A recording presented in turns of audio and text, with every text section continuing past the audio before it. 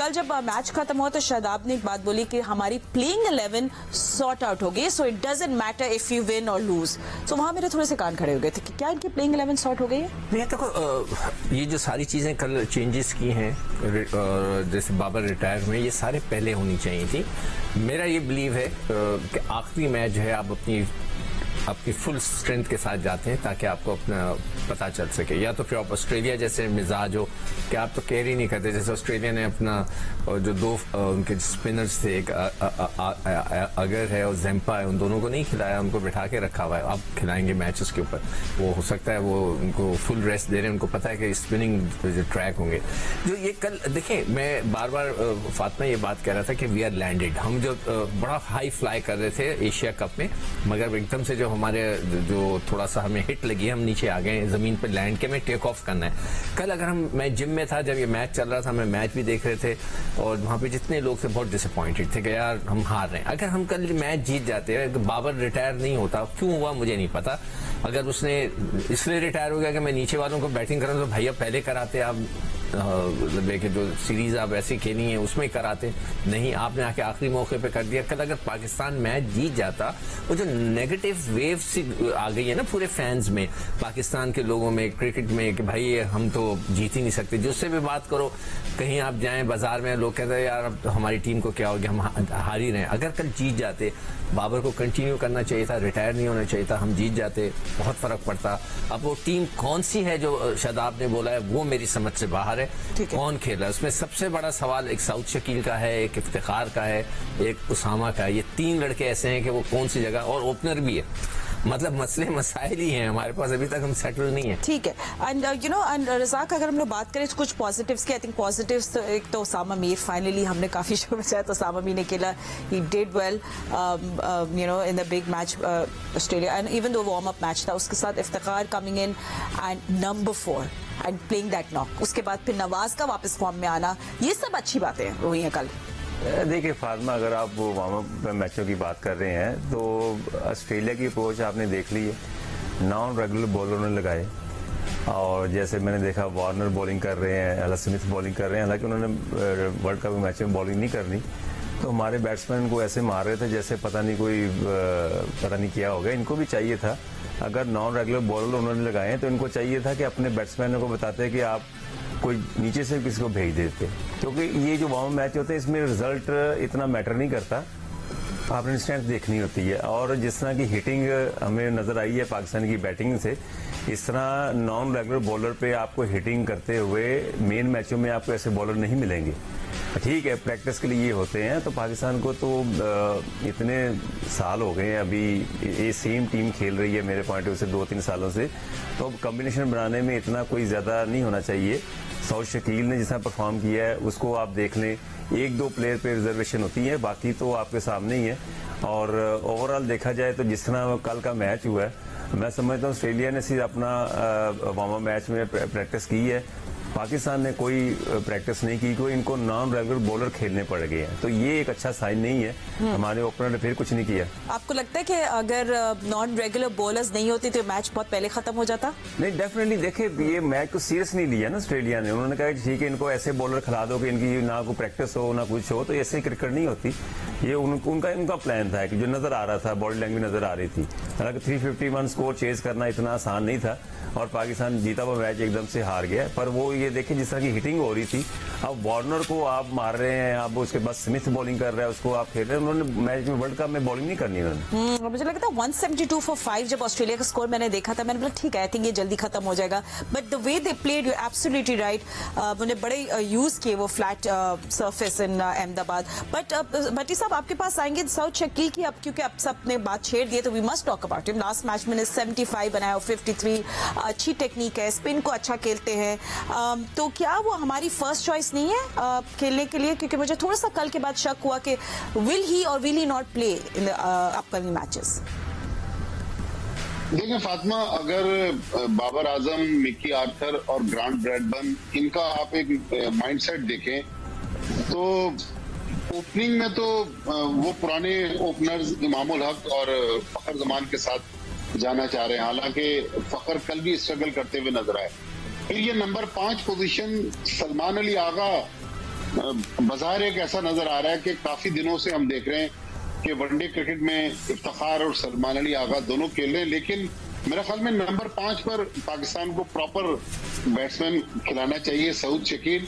अब ये हमें आधा तीतर आधा बटेर नहीं चलेगा, क्योंकि अब जितनी हमने एक्सपेरिमेंट करने थे कर लिए, अब हमारे पास कोई एक्सपेरिमेंट का टाइम नहीं है। नेदरलैंड का मैच निस्बतन थोड़ा हल्का मैच है कि जिसमें हम अपना एक तजर्बा और अगर करना चाहें तो कर सकते हैं, लेकिन मेरा ख्याल जो हमने 11 उतारनी है, सऊद शकील के बगैर 11 उतारना ठीक है। जो सबसे बड़ा है, सिकंदर बख्श साहब ने अपने शोबे के बारे में बात नहीं की कि हसन अली जो है वो तो स्ट्रगल कर रहे हैं, तो नई गेंद कौन कराएंगे शाहीन शाह अफरीदी के साथ? ये भी एक बहुत बड़ा सवाल है। या तो नवाज के साथ आप चले जाएं, and I think maybe use Hasan Ali in the middle overs। ठीक है, हम लोग बॉलर पे थोड़ी सी आगे जाके बात करें। हम तो सोचे थे पूरी अपनी ये जो हमारे बैटिंग के थोड़े से माइनर मसाइल है, इसको हम सॉर्ट आउट कर ले। तो यार आपको क्या लगता है, लाइक इफ्तिखार ने जो कल जबरदस्त नॉक खेली एट नंबर 4, तो डू यू थिंक हमारे नंबर 4 की जो प्रॉब्लम थी वो सॉर्ट आउट हो गई है? But then Rizwan also plays very good at number 4, तो फिर हम रिजवान को क्या करेंगे? विल यू ओपन, क्या होगा? देखिए फातिमा, कल मैच में 688 रन बने और क्या ये वर्ल्ड कप जो है भारत में बॉलर्स का कब्रिस्तान साबित होगा? बाजार तो ऐसा ही लग रहा है। बड़े बड़े बॉलर्स जो है वो यहाँ पर क्या स्ट्रगल करेंगे, ये बड़ा सवाल है। लेकिन एक बुनियादी फर्क था कल ऑस्ट्रेलिया के 350 रन के जवाब में पाकिस्तान ने 337 रन किए। अगर आप सिर्फ कागज के ऊपर इन चीजों को देखें तो आपको बहुत अच्छा लगेगा कि बाबर आजम ने 90 रन किए हैं, बड़ी अच्छी इनिंग खेली इफ्तिखार ने, लेकिन आपको हकीकत पसंदाना तजिया करने की जरूरत है। कल ऑस्ट्रेलिया ने आपके जिन बॉलर्स के अटैक किया, उनमें हारिस रऊफ थे, उनमें शादाब खान थे, उनमें वसीम जूनियर थे। ये वो बॉलर थे कि जिन्होंने वर्ल्ड कप में पाकिस्तान के लिए खेलना है। ऑन द अदर साइड अगर आप ऑस्ट्रेलिया की बात करते हैं, 14.4 ओवर्स किए हैं मार्नोस लबुशैंक ने, 8 ओवर डाले हैं, उन्होंने 75 रन दिए हैं। 2 ओवर में 41 रन दिए हैं डेविड वार्नर ने और 4 ओवर में 40 रन दिए हैं स्टीव स्मिथ ने। क्या ये वर्ल्ड कप में ऑस्ट्रेलिया का बॉलिंग अटैक का पार्ट होंगे? बड़ा सवाल है। तो बात दरअसल ये है कि इन बॉलर्स के खिलाफ आपने 14 ओवर में 159 रन स्कोर किए हैं। और अगर आप ये समझते हैं कि आपकी बैटिंग के मसाइल हल हो गए हैं, अगर आप ये समझते हैं ये तनकीद है, अगर आप ये समझते हैं कि आप बिला वजह जो है वो टीम की अच्छी कारकर्दगी के बावजूद सवाल आप उठा रहे हैं, तो आई थिंक मेरा ख्याल है फिर आप आबे खरगोश के मजे ले रहे हैं। आपको वाज़ेह तौर पर ये दिखाई दे रहा है कि इस वक्त चंद खिलाड़ियों को बचाने की कोशिश की जा रही है। कप्तान शादाब खान ने जो काम किया मैं बड़ा हैरान था। शायद बहुत सारे लोगों की इस बात पर निगाह नहीं गई होगी। 5 ओवर में जिस तरह उनकी ठुकाई हुई है, उनकी कुटाई हुई है, और 5 ओवर में 2 विकेटें उसामा ने ले ली थी, लेकिन उतावले हो रहे थे शादाब खान 1 विकेट हासिल करने के लिए और वो फिर बॉलिंग करने के लिए आए। हमने एशिया कप में देखा कि जहां भारत के, श्रीलंका के, बांग्लादेश के स्पिनर का बॉल निप हो रहा था, गिर रहा था, स्पिन हो रहा था, और शादाब खान का बॉल ही नीचे नहीं गिर रहा था। कल शादाब खान को फिर यही प्रॉब्लम आई, शॉर्ट गेंद कर रहे थे, पीछे बॉल कर रहे थे, फुल टॉस कर रहे थे, मुश्किल वो मैक्सवेल की विकेट हासिल करने में कामयाब है। फिर डेथ ओवर हम कहते हैं, हमारे पास बड़े अच्छे बॉलर हैं। डेथ ओवर में तो कल ऑस्ट्रेलिया ने आपके 10 ओवर में जो है करीबन 100 रन हासिल किए हैं।